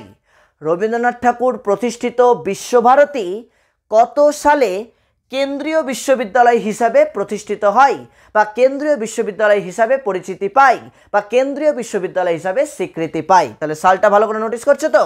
কবে? 1951 খ্রিস্টাব্দে। 1951 খ্রিস্টাব্দে। তাহলে শুধু কে কবে প্রতিষ্ঠা করেছে এইটুকুটা জানলে কিন্তু হবে না, ছোট্ট একটা কনসেপ্ট নিতে হবে। যেমন আমি এখানে লিখে দিয়েছি কি কি পড়বে। ধারণাটা, প্রতিষ্ঠাকাল আর উদ্দেশ্য। কে প্রতিষ্ঠা করেছে সেটা তো আমরা প্রত্যেকেই জানি, রবীন্দ্রনাথ ঠাকুর। কিন্তু আমরা কি পড়তে হবে? জাস্ট কনসেপ্ট নিতে হবে। তার জন্য আমি ধারণা লিখেছি, মানে কনসেপ্ট মানে কি, শান্তিনিকেতন কি বা শ্রীনিকেতন কি, শিক্ষাসত্র কি, বিশ্বভারতী কি। এমনি তো আমরা কি বললে তো সবই জানি, এগুলো এগুলো প্রতিষ্ঠান, সবকটাই প্রতিষ্ঠান, কিন্তু কোনটা কি ধরনের প্রতিষ্ঠান? যেমন আমরা একটা পেলাম শিক্ষাসত্র হচ্ছে একটা গ্রামীণ শিক্ষা প্রতিষ্ঠান, তাই না? তো এইভাবে জাস্ট কি এর উত্তরটা তোমরা খুঁজে বের করবে, রিডিং পড়লেই জানতে পেরে যাবে। তার সাথে পড়বে হচ্ছে প্রতিষ্ঠাকাল, যেটা আমি লিখে দিয়েছি, কোনটা কবে প্রতিষ্ঠিত হয়। শান্তিনিকেতন কবে প্রতিষ্ঠিত হয়, শ্রীনিকেতন কবে প্রতিষ্ঠিত হয়, শিক্ষাসত্র কবে প্রতিষ্ঠিত হয়, দেন বিশ্বভারতী কবে প্রতিষ্ঠিত হয়। তাহলে প্রতিষ্ঠাকালটাও আমার লেখা রয়েছে, তাহলে প্রতিষ্ঠাকালটাও পড়বে। তার সাথে দেখো আমি বলেছি উদ্দেশ্য, অর্থাৎ এইটা কিন্তু একটা খুব ভাইটাল জায়গা। উদ্দেশ্য থেকে কিন্তু প্রশ্ন হবেই, অ্যাজারশন রিজন টাইপ কোয়েশ্চেন। বিবৃতি ব্যাখ্যামূলক প্রশ্ন, বিবৃতি কারণমূলক প্রশ্ন যেগুলো, সেগুলো কিন্তু এই উদ্দেশ্য থেকে গ্যারেন্টি দিবে 200% শিওর। তার জন্য প্রত্যেকটা উদ্দেশ্য খুব ভালো করে পড়বে। কোন উদ্দেশ্য? এইটা, এই যে শান্তিনিকেতন প্রতিষ্ঠার উদ্দেশ্য কী ছিল, জাস্ট এক লাইন করে পড়বে, বইয়ে লেখা আছে। শান্তিনিকেতন প্রতিষ্ঠার উদ্দেশ্য কী ছিল সেইটা ভালো করে পড়বে। মানে শান্তিনিকেতন যে একটা আশ্রমিক বিদ্যালয়, এই বিদ্যালয়ের প্রতিষ্ঠা কী ছিল, প্রতিষ্ঠার পেছনে উদ্দেশ্য কী ছিল, যে এই যে চারিদিকে যে একটা সবুজ পৃথিবী, এই সবুজ পৃথিবীর সান্নিধ্যে বা সবুজ পৃথিবীর মধ্যে বা সবুজ গাছপালা, নদ নদী, মানে একটা প্রাকৃতিক পরিবেশের মধ্যে ছেলেমেয়েদেরকে বাস্তব ভিত্তিক শিক্ষা প্রদান করা। এইটার জন্যই কিন্তু রবীন্দ্রনাথ ঠাকুর মূলত 1901 খ্রিস্টাব্দে শান্তিনিকেতন প্রতিষ্ঠা করেছিলেন। মনে থাকবে, মানে এক কথাই বলতে গেলে শান্তিনিকেতন প্রতিষ্ঠার মূল উদ্দেশ্য কী ছিল? প্রকৃতির কোলে শিক্ষা প্রদান। জাস্ট এখানে তাহলে ড্যাশ দিয়ে আরেকটা এরকম ছোট্ট একটা ড্যাশ দিবে, ড্যাশ দিয়ে লিখে দেবে মূল উদ্দেশ্য, মাথার উপরে মূল উদ্দেশ্য লিখে রাখবে, মূল উদ্দেশ্য লিখে এখানে লিখে দেবে যে প্রকৃতির কোলে শিক্ষাদান। তাই তো? তাহলে এটা ছিল শান্তিনিকেতনের প্রতিষ্ঠার মূল উদ্দেশ্য। দেন আমরা চলে আসবো শ্রীনিকেতন। মনে রাখবে শ্রীনিকেতন হচ্ছে পল্লী উন্নয়নমূলক কর্মসূচি। 6 ফেব্রুয়ারি উনি এটা স্থাপন করেছিলেন। পল্লী উন্নয়নমূলক কর্মসূচি কোথায়? সুরুল নামক একটি গ্রামে। সুরুল নামক একটি গ্রামে। তাহলে শ্রীনিকেতন প্রতিষ্ঠার উদ্দেশ্য কী ছিল? গ্রামের যে সমস্ত মানুষ রয়েছে তাদের জীবন থেকে সমস্যাগুলিকে দূর করে সমাধানের পথ খুঁজে বের করা। গ্রামের ব্যক্তিগুলির বা গ্রামে অবস্থিত প্রত্যেকটা মানুষের জীবনে যে নানান সমস্যাগুলো রয়েছে সেই সমস্যাগুলোকে দূর করে তাদের জীবনের উপযোগী শিক্ষা প্রদান করা। মনে থাকবে শ্রীনিকেতন প্রতিষ্ঠার মূল উদ্দেশ্য। ক্লিয়ার হলো কি বললাম? তাহলে শ্রীনিকেতন 1922 খ্রিস্টাব্দে 6 ফেব্রুয়ারি, ঠিক আছে, আমি এখানে লিখে দিলাম 6 ফেব্রুয়ারি। 6 ফেব্রুয়ারি অর্থাৎ 6 ফেব্রুয়ারি 1922 খ্রিস্টাব্দে সুরুল নামক একটি গ্রামে রবীন্দ্রনাথ ঠাকুর শ্রীনিকেতন প্রতিষ্ঠা করেছিলেন। কেন করেছিলেন? উদ্দেশ্য কী ছিল? তাহলে শ্রীনিকেতন প্রতিষ্ঠার পেছনে উদ্দেশ্য ছিল, যেহেতু ওটা একটা গ্রামে প্রতিষ্ঠা করা হয়েছিল, তাহলে গ্রামে যে সমস্ত ব্যক্তিবর্গরা রয়েছে সেই সমস্ত ব্যক্তিবর্গের জীবনের যে সমস্যাগুলো রয়েছে সেই সমস্যাগুলিকে দূর করে তাদের জীবনে শিক্ষার উপযোগী করে গড়ে তোলা, তাদের প্রত্যেককে শিক্ষার উপযোগী করে গড়ে তোলা, এটাই ছিল মূলত শ্রীনিকেতন প্রতিষ্ঠার উদ্দেশ্য। দেন আমরা দেখতে পাবো শিক্ষাসত্র। শিক্ষাসত্র কি? শিক্ষাসত্র হচ্ছে একটা গ্রামীণ বিদ্যালয়। তো শিক্ষাসত্র, এই গ্রামীণ বিদ্যালয়ের গল্পটাও ঠিক প্রায় অনেকটা একই রকমভাবেই, যে গ্রামীণ মানুষদের কৃষি ও শিক্ষাদানের মাধ্যমে স্বনির্ভর করে তোলা। মনে রাখবে শিক্ষাসত্রটা কি? গ্রামের যে সমস্ত ব্যক্তিবর্গ রয়েছে তাদেরকে কৃষি ও শিক্ষাদানের মাধ্যমে স্বনির্ভর করে তোলা, অর্থাৎ নিজের পায়ে দাঁড়ানো, স্বরোজগারশীল করে তোলা, যাতে তাদের কাউকে অন্যের উপর ডিপেন্ডেন্ট হতে না হয়, অন্যের উপর নির্ভরশীল হতে না হয়। তার জন্যই কিন্তু উনি কী করেছিলেন? নানান কর্মসূচি পালন করছিলেন। যেমন ধরো মেধার অন্বেষণ করতে চেয়েছিলেন। মেধা মানে কি? সব থেকে দক্ষ শিক্ষার্থী কারা রয়েছে, কাদের মধ্যে মেধা রয়েছে, কাদের বুদ্ধি অনেক বেশি, এরকম আমরা প্রচুর দেখতে পাই যে গ্রামের ছেলেমেয়েরা কিন্তু নানান দিক থেকে এক্সপার্ট হয়ে থাকে, দক্ষ হয়ে থাকে, প্রতিভাবান হয়ে থাকে। তো এই প্রতিভাবান ছাত্রছাত্রীদেরকে খুঁজে বের করে তাদেরকে যদি প্রপার গাইড করা যায় তাহলে তারা নিশ্চয়ই সেই গ্রামের জন্য ভবিষ্যতে নিজের একটা অবদান রাখবে, ভবিষ্যতে একটা মানুষের মতো মানুষ হয়ে উঠতে পারে। তো তার জন্যই কিন্তু রবীন্দ্রনাথ ঠাকুর শিক্ষাসত্র নামক একটা গ্রামীণ বিদ্যালয় প্রতিষ্ঠা করেছিল, গ্রামীণ শিক্ষা প্রতিষ্ঠান প্রতিষ্ঠিত করেছিল, যেখানে উনি উদ্দেশ্য কী ছিল? এই শিক্ষাসত্র প্রতিষ্ঠার পেছনে মূল উদ্দেশ্য ছিল যে গ্রামের ছেলেমেয়েরা যাতে ঠিকঠাকভাবে পড়াশোনা শিখে কৃষির উন্নতি ঘটিয়ে, শুধু কৃষি বলবো না, কৃষির মাধ্যমে তাদের শিক্ষাদানের মাধ্যমে স্বনির্ভর করে গড়ে তোলা, স্বনির্ভর করে গড়ে তোলা। দেখো তারই চিন্তা অনুযায়ী, তারই ভাবধারা অনুযায়ী পরবর্তীতে আমরা প্রথম চ্যাপ্টারে পড়েছিলাম রবীন্দ্রনাথ ঠাকুরের এই চিন্তাভাবনা অনুযায়ী রাধাকৃষ্ণন কমিশন বা বিশ্ববিদ্যালয় কমিশনে পড়লাম না, গ্রামীণ বিশ্ববিদ্যালয় প্রতিষ্ঠার কথা মনে আছে?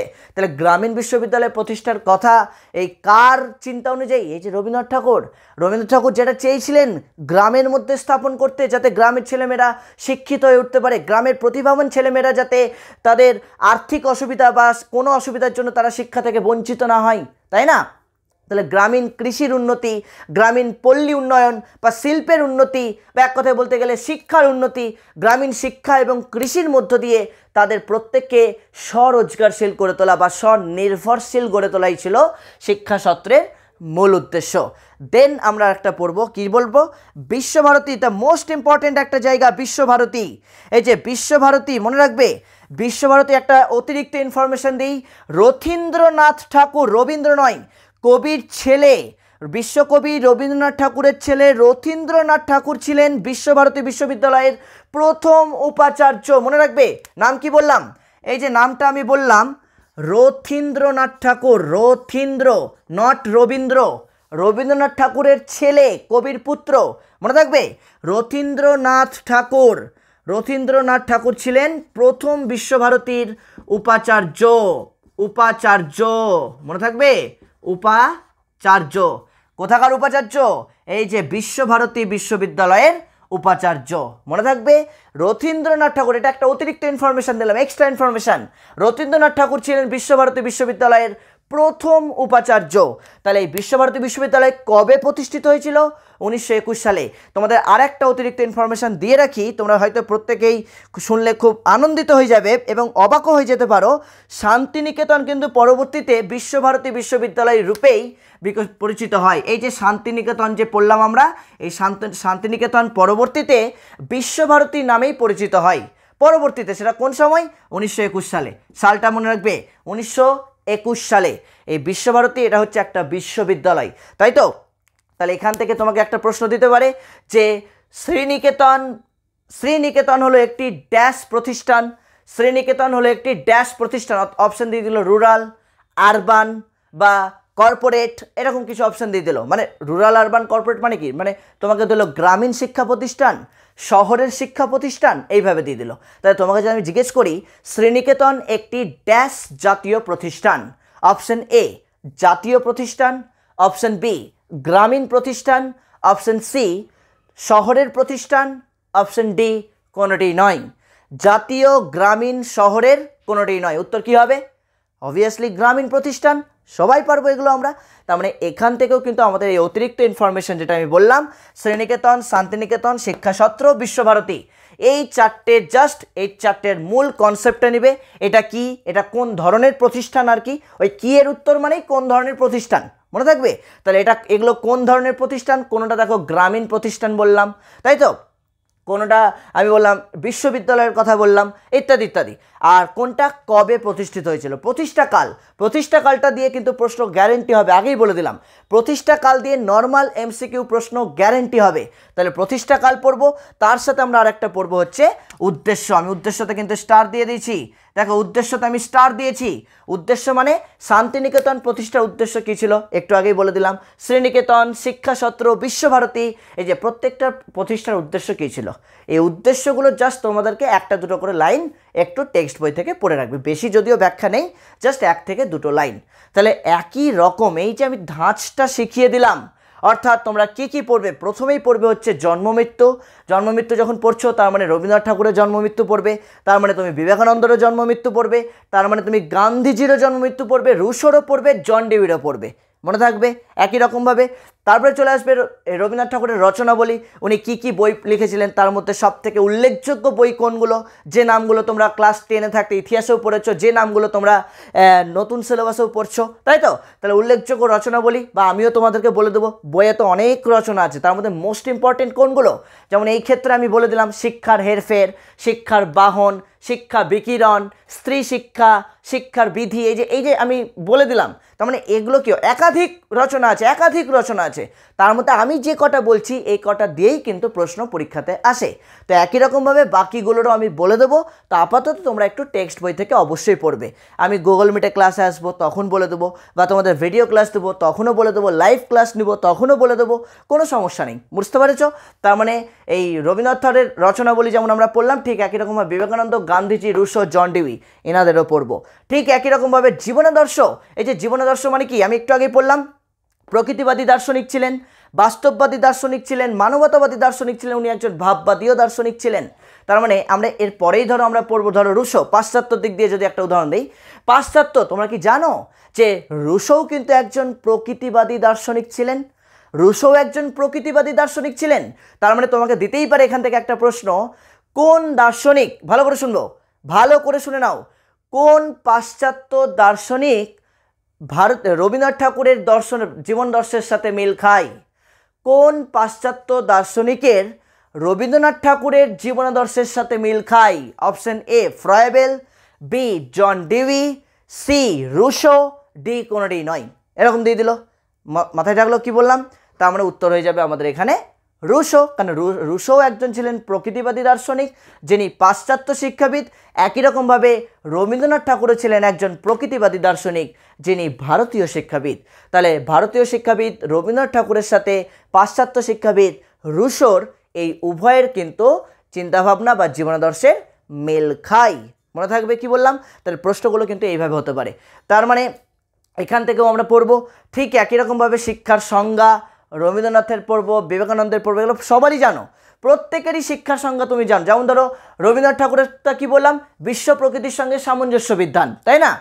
বিবেকানন্দের শিক্ষার সঙ্গে আমরা প্রত্যেকেই জানি education is the manifestation of perfection already in a man, অর্থাৎ শিক্ষা হলো অন্তর্নিহিত সত্তার পরিপূর্ণ বিকাশ সাধন। এটা কার? এটা কি আমার? এটা একদমই আমার কথা নয়, এটা হচ্ছে বিবেকানন্দের লেখা, তাই তো? এই যে পারফেকশন অ্যান্ড ম্যানিফেস্টেশন, একটু আগে ইংরেজি টার্মটা যখন বললাম যে education is the perfection of manifestation already in a man, education, এই যে আমি সংজ্ঞাটা বললাম, তাহলে এই সংজ্ঞাটা কার? বিবেকানন্দের সংজ্ঞা। তাহলে এখানে দুটো যে টার্ম পড়ছি আমি, একটা ম্যানিফেস্টেশন পড়ছি আর একটা পারফেকশন পড়ছি। পারফেকশন, ম্যানিফেস্টেশন, পারফেকশন, এই দুটোর অর্থ কি? এই দুটোর অর্থ তোমাকে জানতে হবে। তাহলে আমি যখন বিবেকানন্দ পড়বো বা বিবেকানন্দ পড়াবো, বা তোমরা নিজেরাও যখন টেক্সট বই থেকে বিবেকানন্দ পড়বে, তখন কিন্তু সহজেই জানতে পেরে যাবে যে ম্যানিফেস্টেশন শব্দের অর্থ কী আর পারফেকশন শব্দের অর্থ কী। বুঝতে পারলে? ম্যানিফেস্টেশন এবং পারফেকশন এগুলো সম্পর্কে পড়তে হবে। তাহলে education is the manifestation of the perfection already in a man, শিক্ষা হলো অন্তর্নিহিত সত্তার পরিপূর্ণ বিকাশ সাধন। দেন আমরা গান্ধীজির শিক্ষার সংজ্ঞা পড়ব। গান্ধীজির শিক্ষার সংজ্ঞা দেহ, মন ও আত্মার পরিপূর্ণ বিকাশ। তিনটে, দেহ, মন এবং আত্মা, মনে থাকবে, দেহ, মন, আত্মা, বডি, সোল এবং স্পিরিট। বডি, সোল এবং স্পিরিট, এই তিনটের কথাই যদি উল্লেখ থাকে, তার মানে তিনটে একসাথে উল্লেখ আছে, মানে কেউ নয়, গান্ধীজি। একদম দেহ, মন, আত্মার কথা উল্লেখ আছে মানেই গান্ধীজি। বাকি আগে পরে কি লেখা আছে অত বুঝে লাভ নাই, তাই না? সংজ্ঞা তো অবশ্যই পড়বো, কিন্তু পড়তে গিয়ে কিওয়ার্ড কোনটা? কিওয়ার্ড হচ্ছে দেহ, মন, আত্মা। দেহ, মন, আত্মা পড়ে নিয়েছো মানে গান্ধীজি। ম্যানিফেস্টেশন এবং পারফেকশন পড়ে নিয়েছো মানেই বিবেকানন্দ। বিশ্ব প্রকৃতির সাথে সামঞ্জস্য বিধান পড়ে নিয়েছো মানেই রবীন্দ্রনাথ ঠাকুর। মনে থাকলো কি বললাম? তাহলে এই যে মূল যে শিক্ষার সংজ্ঞাগুলো বলেছেন, এগুলো প্রত্যেকের সম্পর্কে পড়তে হবে। জন ডিভির পড়তে হবে, রুশোর পড়তে হবে, এইগুলো মনে থাকবে। একই রকমভাবে শিক্ষার লক্ষ্য প্রসঙ্গে পড়তে হবে। যেমন আমরা রবীন্দ্রনাথ ঠাকুরের শিক্ষার লক্ষ্যগুলো একটু আগে বললাম, ব্যক্তিত্বের পরিপূর্ণ বিকাশ, সামাজিক বিকাশ, মানসিক বিকাশ, দৈহিক বিকাশ, বললাম তো? ঠিক একই রকমভাবে বিবেকানন্দের শিক্ষার লক্ষ্য কী ছিল? বিবেকানন্দের মতে শিক্ষার লক্ষ্য কী ছিল? চরিত্র গঠন করা, তাই না? আমরা পড়েছি মানব চরিত্রের বিকাশ সাধন, মানব চরিত্রের উন্নয়ন। তারপর ধরো গান্ধীজির মতে শিক্ষার লক্ষ্য কী ছিল, ইত্যাদি ইত্যাদি। রুশোর মতে কী ছিল, জন ডিভির মতে কী ছিল, যেটা সব থেকে মোস্ট গুরুত্বপূর্ণ একটা ইম্পর্টেন্ট জায়গা, পাঠ্যক্রম পড়তে হবে প্রত্যেকে। তার সাথে শিক্ষণ পদ্ধতিটা মোস্ট ভাইটাল ইম্পর্টেন্ট জায়গা। শিক্ষণ পদ্ধতির কিন্তু খুব ভালো করে পড়তে হবে, স্পেশালি বিশেষ করে রুশোর ক্ষেত্রে এবং বিশেষ করে জন ডিভির ক্ষেত্রে। কেন বললাম? রুশোর একটা শিক্ষণ পদ্ধতি তুমি পাবে, সেটা হচ্ছে নেগেটিভ এডুকেশন। Negative education. এবার আমরা নেগেটিভ এডুকেশন মানে যেটা ভাবি সেটা কিন্তু নয়। অনেকেই ভাবে নেগেটিভ মানে নেতিবাচক শিক্ষা। ও মাই গড, রুশো নেতিবাচক শিক্ষার কথা বলছেন, মানে পড়াশোনা করতে বারণ করছেন? না বাবা, রুশো সেই কথা বলেনি। নেতিবাচক শিক্ষাটা কি এটা ভালো করে জানতে হবে। তাহলে শিক্ষণ পদ্ধতি পড়তে গিয়ে তোমরা নেতিবাচক শিক্ষা বা নেগেটিভ এডুকেশনের কথা পাবে, ইতিবাচক শিক্ষার কথাও পাবে, পজিটিভ এডুকেশন এইটা পাবে। এইটা কিন্তু খুব ভালো করে তোমাদেরকে পড়তে হবে, কারণ এখান থেকে প্রশ্ন গ্যারেন্টি দেবে। আমি কিন্তু স্টার দিয়ে দিলাম, এখান থেকে এই যে রুশোর যে শিক্ষণ পদ্ধতি নেগেটিভ এডুকেশন বা নেতিবাচক শিক্ষা গ্যারেন্টি দেবে। আর একটা যেটা জন ডিউই আমাদের আছে পাশ্চাত্য শিক্ষাবিদ, এর থেকেও কিন্তু একটা জিনিস দেবে, কি? সমস্যা সমাধানমূলক শিক্ষণ। কি বললাম? সমস্যা সমাধানমূলক শিক্ষণ। সমস্যা সমাধানমূলক শিক্ষণ। এই সমস্যা সমাধানমূলক শিক্ষণের ক্ষেত্রে 5টা সোপান আছে, 5টা স্টেজ আছে। এই 5টা স্তর কিন্তু তোমাকে খুব ভালো করে তখন পড়তে হবে সমস্যা সমাধান পড়তে গিয়ে। 5টা স্তর, কেন 5টা স্তর যদি না পড়ো তুমি কিন্তু সমস্যা সমাধানের পাঠটা পড়তেই পারবে না। তাহলে সমস্যা সমাধান পদ্ধতি যেমন সমস্যা সৃষ্টি করা, সমস্যা সমাধানের অনুমান করা, তথ্য সংগ্রহ করা, কার্য সম্পাদন করা এবং অভিজ্ঞতা অর্জন এবং তার আবার পুনরায় প্রয়োগ করা। এই যে 5টা স্তর বললাম, এই 5টা স্তরের মধ্য দিয়েই যে কোনো ব্যক্তি বা শিক্ষার্থী তার সমস্যার সমাধান করার কৌশলটাকে অর্জন করে বা সমস্যার সমাধান করে। তাহলে তোমাকে পরীক্ষায় দিতেই পারে যে সমস্যা সমাধানের প্রবক্তাকে বা শিক্ষণ পদ্ধতি হিসাবে সমস্যা সমাধানমূলক পদ্ধতির উপর গুরুত্ব কে দিয়েছেন? শিক্ষণ পদ্ধতি হিসাবে সমস্যা সমাধানমূলক পদ্ধতির উপর গুরুত্ব কে দিয়েছেন? Option A John Dewey, B Rousseau, C Rabindranath, D Vivekananda. এইভাবে দিয়ে দিতে পারে। তাই তোমাকে এটা আইডেন্টিফাই করতে হবে। মাথায় ঢুকলো কি বললাম? তাহলে এইভাবেই কিন্তু তোমাদেরকে প্রত্যেককে পড়তে হবে। লাস্ট তো অবশ্যই শিক্ষাক্ষেত্রে অবদান, প্রত্যেকের শিক্ষাক্ষেত্রে অবদান পড়তে হবে, প্রত্যেকের শিক্ষাক্ষেত্রে অবদান পড়তে হবে। যেমন করে আমরা রচনাবলীগুলো প্রত্যেকের পড়লাম, রবীন্দ্রনাথ ঠাকুরের ক্ষেত্রে পড়বো, বিবেকানন্দের ক্ষেত্রেও পড়বো। যেমন বিবেকানন্দের একটা খুব পপুলার গ্রন্থ, পপুলার একটা রচনা কি বর্তমান ভারত। এই যে বর্তমান ভারত সম্পর্কে, বর্তমান ভারত কার লেখা দিয়ে দিতে পারে, বর্তমান ভারত কার লেখা, তখন তোমাকে 4টে অপশন দিল, রবীন্দ্রনাথ, বিবেকানন্দ, গান্ধীজি, আর দিয়ে দিল হয়তো রুশো। তাহলে উত্তর হয়ে যাবে অবশ্যই বিবেকানন্দ। বর্তমান ভারত বিবেকানন্দের লেখা। তো শুধু কি বর্তমান ভারত বললে হবে? বর্তমান ভারতের সাথে আরও কিছু গ্রন্থ তোমাকে জেনে রাখতে হবে, কারণ কোনটা কার সেটা কিন্তু ম্যাচিং টাইপেরও দিয়ে দিতে পারে তোমাকে। যেমন ম্যাচিং টাইপের প্রশ্ন কি হতে পারে, ধরো তোমাকে এই রকম টাইপের দিল, ভালো করে শোনো, এই যে ম্যাচিং টাইপের প্রশ্ন কীরকম দিতে পারে, এই যে এইরকম দুটো টার্ম দিল, তাই তো, এইরকম তোমাকে দিয়ে দিল, এটা হচ্ছে কলাম এ, এটা হচ্ছে কলাম বি, ক স্তম্ভ খ স্তম্ভ। এবার এখানে শিক্ষাবিদের নাম দিল, ধরো রবীন্দ্রনাথ দিল, তারপরে দিল এখানে গান্ধীজি দিল, তারপরে এখানে দিল হয়তো বিবেকানন্দ দিল, এখানে হয়তো দিল হয়তো জন ডেভি দিল, মনে থাকবে। এবার তোমার খ স্তম্ভে শিক্ষার সংজ্ঞাও থাকতে পারে, রবীন্দ্রনাথের শিক্ষার সংজ্ঞাটা এখানে দিল, গান্ধীজির শিক্ষার সংজ্ঞাটা এখানে দিল, তারপর বিবেকানন্দের শিক্ষার সংজ্ঞাটা এখানে দিল, আর লাস্ট জন ডিভি বললাম, জন ডিভির শিক্ষা সংজ্ঞাটা এখানে দিল। তাহলে শিক্ষার সংজ্ঞার সাথে তোমাকে কোনটা কার সংজ্ঞা মিলাতে হতে পারে, অথবা তোমাকে গ্রন্থের নামও দিতে পারে। বিবেকানন্দের একটা গ্রন্থের নাম দিয়ে দিল, জন ডিভি বা রুশোর একটা গ্রন্থের নাম দিয়ে দিল, তারপর তোমার রবীন্দ্রনাথের একটা গ্রন্থের নাম দিয়ে দিল, বিবেকানন্দের একটা গ্রন্থের নাম দিয়ে দিল, কোনটা কার সাথে মিলবে এইভাবে তোমাকে কিন্তু মিলাতে হবে। সুতরাং এগুলো কিন্তু ওই জন্য আমি তোমাদের চক আউটটা দেখিয়ে দিলাম, মানে এইভাবে যদি চক আউটটা না পড়ো তাহলে কিন্তু তুমি পারবে না। তোমাকে হয়তো দিয়ে দিল শিক্ষণ পদ্ধতি হিসাবে নেতিবাচক শিক্ষার কথা কে উল্লেখ করেন, বা তোমাকে ডান দিক বাম দিক স্তম্ভ মিলানো দিয়ে দিল, একদিকে দিয়ে দিল নেতিবাচক শিক্ষা, একদিকে দিয়ে দিল সমস্যা সমাধানমূলক শিক্ষণ, এইভাবে একটাতে দিয়ে দিল স্বয়ং শিক্ষণ, মানে নিজে থেকেই শিখবে শিক্ষার্থী, স্বশিক্ষণ বলতে পারি, স্বয়ং শিক্ষণ। এই যে এইভাবে ধরো তোমাকে কিছু শিক্ষণ পদ্ধতির কথা উল্লেখ করলো, এবার তোমাকে মিলাতে হবে কোন শিক্ষণ পদ্ধতির কথা কে বলেছেন। তার মানে দেখো নানা রকমভাবে প্রশ্ন কিন্তু পরীক্ষাতে আসতে পারে। এটাই আবার ব্যাখ্যা বিবৃতিমূলক দিতে পারে, এটাই আবার ক্ষেত্রভিত্তিক আকারে দিতে পারে, এটাই আবার তোমাদেরকে নর্মাল এমসিকিউ বা একটা শূন্যস্থান আকারও দিতে পারে, বা সত্য মিথ্যাও দিতে পারে। সত্য মিথ্যা দিলে হয়তো তোমাকে বলো বর্তমান ভারত গ্রন্থটি লিখেছেন গান্ধীজি, ভালো করে শুনবে, বর্তমান ভারত গ্রন্থটি লিখেছেন গান্ধীজি, বিবৃতি 1, আর বিবৃতি 2 দিয়ে দিল কর্মকেন্দ্রিক শিক্ষা বা নৈতালিম শিক্ষার কথা উল্লেখ করেন গান্ধীজি, নৈতালিম বা কর্মকেন্দ্রিক শিক্ষার কথা উল্লেখ করেন গান্ধীজি। এবার দুটো বিবৃতি আছে, দুটো বিবৃতির মধ্যে এবার তোমাকে অপশন দিল, অপশন এ বিবৃতি 1 সত্য, বিবৃতি 2 মিথ্যা, অপশন বি বিবৃতি 1 মিথ্যা, বিবৃতি 2 সত্য, অপশন সি বিবৃতি 1 এবং 2 উভয় সত্য, অপশন ডি বিবৃতি 1 এবং 2 উভয় মিথ্যা। তাহলে এইভাবে দিতে পারে। তাহলে তোমাকে যেভাবেই দিক না কেন আমাদেরকে প্রথমেই মনে রাখতে হবে যে সত্য মিথ্যা জানতে গেলে বা সত্য মিথ্যাকে অ্যানালাইসিস করতে গেলে, সত্য হবে না মিথ্যা হবে এটা বুঝতে গেলে তোমাকে কিন্তু টেক্সচুয়াল পার্টটা ভালো করে পড়তে হবে।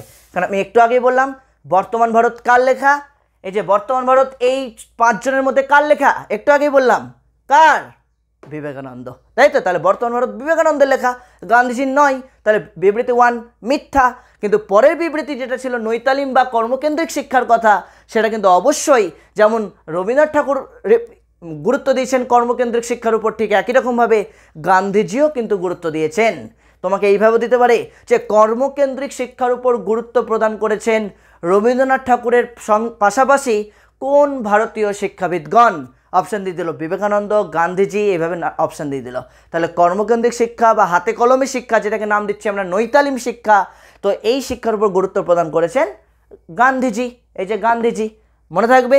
তো এইভাবেই আমাদের কিন্তু একটা সুন্দর করে পড়তে হবে, টেক্সট বই থেকেই পড়তে হবে। এবং টেক্সট বই থেকে যখন তোমরা পড়বে তখন অবশ্যই এই যে আমি যে কিওয়ার্ডগুলো এভাবে সুন্দর সুন্দর করে লিখছিলাম, ঠিক একই রকম জাস্ট এখানে ডেমো দেখানোর জন্য আমি কিওয়ার্ড করছিলাম, তো ঠিক এইভাবেই কিন্তু তোমাদের প্রত্যেককে নোট ডাউন করতে হবে। স্পেশালি যারা ফ্রি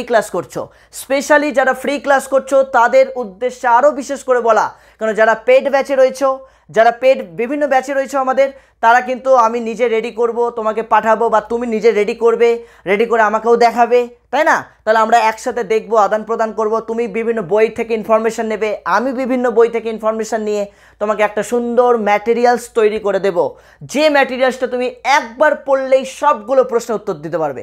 একবার পড়লে সবগুলো প্রশ্নের উত্তর দিতে পারবে। এই যে এখন আমি যে এখানে যা আলোচনা হলো, এখান থেকেই যদি তোমাকে আমি প্রশ্ন করি, তুমি আরামসে বলে দেবে।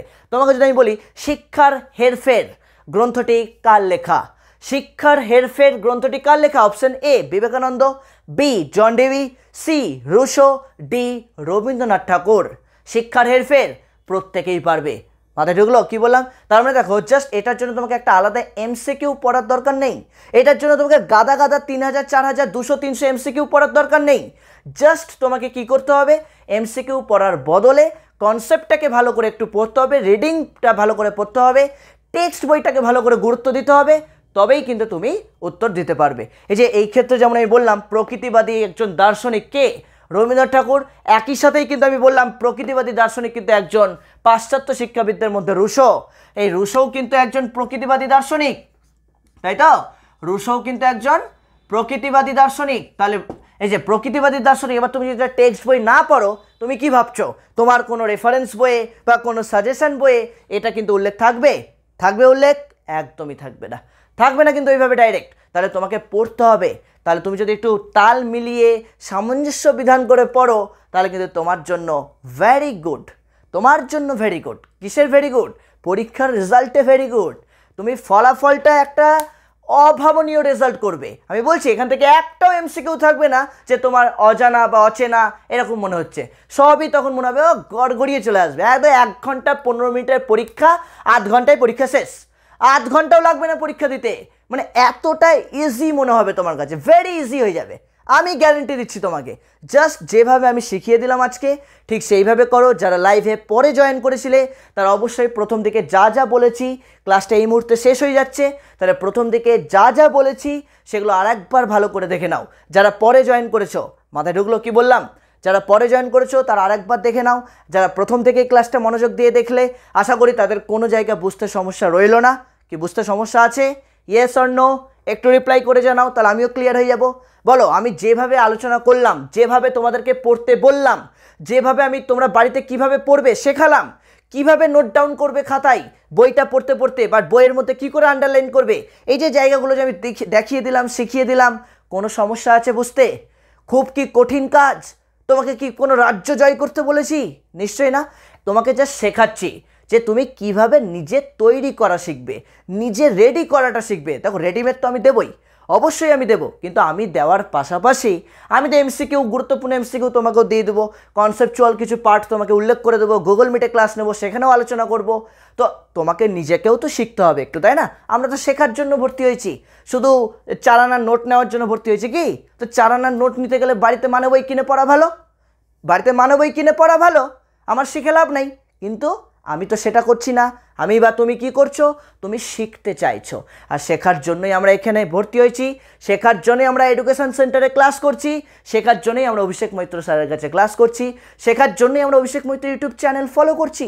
কারণ আমি চাইলেই ওই পিডিএফে নোট লিখে জাস্ট স্ক্রিন রেকর্ড করে দিয়ে দিতে পারতাম। কোনো লাভ নেই, কোনো লাভ নেই। তুমি পাস করে যাবে, ভালো রেজাল্ট করতে পারবে না, বা আমি ধরেও নিলাম তুমি ওই ভালো রেজাল্টও করে নিলে, কিন্তু চাকরির পরীক্ষা, জব এক্সাম, কম্পিটিটিভ এক্সাম, সেখানে গিয়ে কি করবে? ওখানে গিয়ে কোনো সাজেস্টিভ পড়াশোনা তো হবে না। তাহলে সাজেস্টিভ পড়াশোনা কিন্তু ওই বোর্ডের জন্যই ঠিক আছে, কিন্তু ভবিষ্যতের জন্য কিন্তু সাজেস্টিভ পড়াশোনা করলে মহা বিপদে পড়ে যাবে, তাই না? তো সেই অভ্যেসটা এখন থেকেই চেঞ্জ করো, যাতে ভবিষ্যতে গিয়ে যাতে তুমি কোনো সমস্যার সম্মুখীন না হও, সহজেই যাতে তুমি কোনো একটা কম্পিটিটিভ এক্সাম কোয়ালিফাই করে নিজেকে একটা ভালো জায়গায় প্রতিষ্ঠিত করতে পারো। কারণ 11-12-এর রেজাল্ট, তোমার ওই রেজাল্ট, রাজ্যের র্যাঙ্ক, ডিস্ট্রিক্ট র্যাঙ্ক কী করবে? 2 দিন মানুষ মনে রাখবে, 3 দিনের দিন তোমাকে কেউ পাত্তা দেবে না। 3 দিনের দিন তোমার কোনো পরিচিতি নাই। তার মানে তোমার পরিচিতি কখন? যখন তুমি সমাজে একটা প্রতিষ্ঠিত জায়গায় পৌঁছাবে, যখন তুমি সমাজে নিজেকে প্রতিষ্ঠিত করতে পারবে, তখন মানুষ তোমাকে গুরুত্ব দেবে, তার আগে নয়, তাই না? রাজ্যে প্রথম হও, জেলায় প্রথম হও, ডিস্ট্রিক্টের টপার হও, স্কুল টপার হও, ওই কয়েকদিন তোমাকে নিয়ে মাতামাতি করবে, কয়েকদিন। তারপর ওই কয়েকদিন মাতামাতি করলেই কি তুমি একদম চাঁদে পৌঁছে যাবে? একদমই নয়। চাঁদে পৌঁছাতে গেলে, মঙ্গল গ্রহে পৌঁছাতে গেলে তোমাকেও কিন্তু নিজেকে সেই জায়গাটা তৈরি করতে হবে, তবেই তো তুমি পৌঁছাতে পারবে, তার আগে নয়। আর তার জন্য একটু পরিশ্রম করতে হবে। মনে রাখবে, পরিশ্রমের ফল কখনোই কিন্তু বিফলে যায় না, এটা সব সময় মাথায় রাখবে। তোমার পরিশ্রম কখনোই বিফলে যাবে না। আজকে হয়তো তুমি পরিশ্রমের ফলটা একটু লেটে পাচ্ছ, কিন্তু তুমি একদিন ঠিক না ঠিক পাবে।